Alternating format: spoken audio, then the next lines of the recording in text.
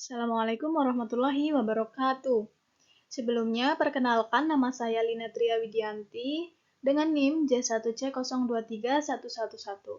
Jadi, di sini saya akan menjelaskan sedikit tentang pengolahan data efektif dengan pivot table. Jadi, apa itu pivot table? Jadi, pivot table adalah fitur yang tersedia dalam perangkat lunak spreadsheet seperti Microsoft Excel atau Google Sheets yang digunakan untuk merangkum, menganalisis, dan menyajikan data dalam bentuk tabel dinamis.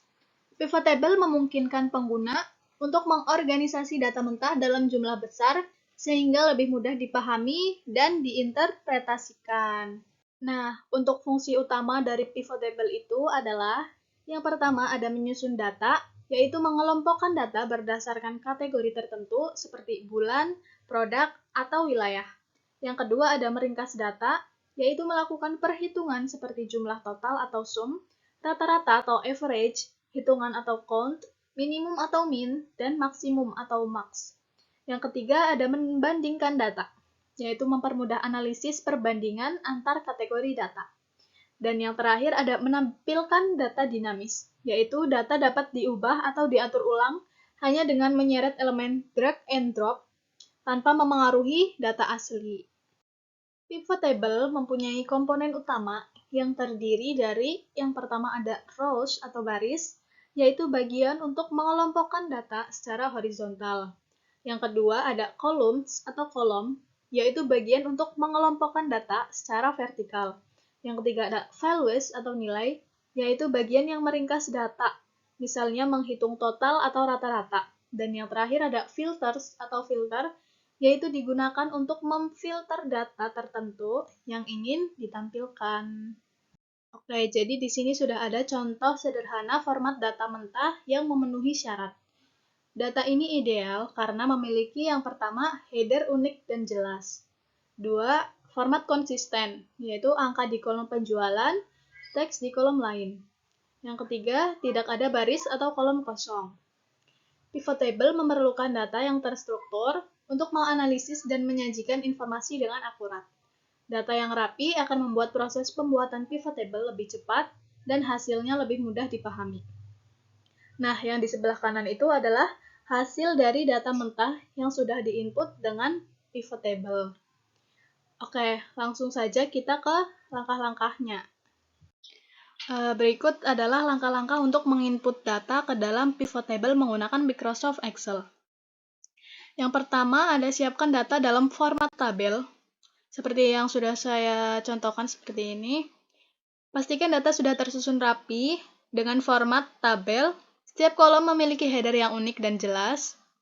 Data tidak mengandung baris atau kolom kosong. Yang kedua, pilih data. Highlight seluruh tabel yang dianalisis termasuk header seperti ini. Pastikan tidak ada bagian data yang terlewat. Yang ketiga, masuk ke menu pivot table. Klik insert di menu bar atau ribbon. Kemudian pilih pivot table pada grup tables. Oke, kemudian pastikan tidak ada bagian data yang terlewat. Yang keempat, pilih lokasi pivot table. Pada jendela Create Pivot Table, select a table or range, pastikan tabel yang dipilih sudah benar. Benar ya. Pilih lokasi untuk pivot table. Ada New Worksheet dan Existing Worksheet. Untuk New Worksheet ini, untuk membuat pivot table di lembar kerja baru atau di sheets yang berbeda. Untuk Existing Worksheet, untuk menempatkannya di lembar kerja yang sudah ada. Oke, kita pilih Existing Worksheet ya, biar kelihatan. Oke, lanjut, tentukan lokasi sel. Oke, kita taruh aja lokasinya di F1. F1, oke. Kemudian klik OK. Seperti itu ya. Oke, lanjut. Yang kelima ada bangun pivot table. Setelah pivot table dibuat, kita akan melihat panel pivot table fields di sisi kanan layar. Nah, ini ya, pivot table fields. Drag and drop file atau kolom dari data asli ke area berikut. Untuk rows, data yang ingin dikelompokkan. Misalnya kita contoh rows. Kita ambil dari wilayah. Rows kita taruh di wilayah kita taruh di rows. Oke. Lanjut. Kemudian ada columns.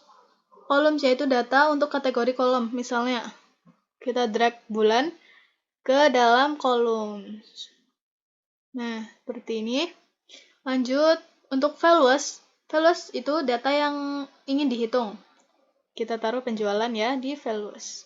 Oke, nah untuk filters ini data untuk menyaring hasil. Misalnya pilih produk tertentu. Kita drag produk ke filters. Nah, jadi seperti ini. Seperti ini ya. Oke, sesuaikan format pivot table. Gunakan pivot table tools untuk mengatur format tabel. Kemudian tambahkan filter, subtotal atau perhitungan tambahan sesuai kebutuhan. Sesuaikan tata letak dengan drag and drop di panel pivot table files. Oke, ini kan kita mau mengetahui dari semua produk ya. Kalau misal kita mau mengetahui dari produk A-nya aja nih. Kita pencet yang all, terus kita pencet yang A. Oke. Nah, ini jadi kita bisa tahu hasil dari produk yang A-nya saja. Oke, nah jadi ini adalah contoh pengolahan data yang data mentah, dan ini adalah hasil dari pivot table, hasil dari data mentah yang sudah diinput dengan pivot table-nya. Seperti itu ya teman-teman. Dengan pivot table, kita bisa mengelompokkan penjualan berdasarkan wilayah, melihat total penjualan per bulan, membandingkan penjualan antara produk A dan produk B. Oke, sekian video penjelasan dari saya. Kurang dan lebihnya saya mohon maaf. Sekian, wassalamualaikum warahmatullahi wabarakatuh.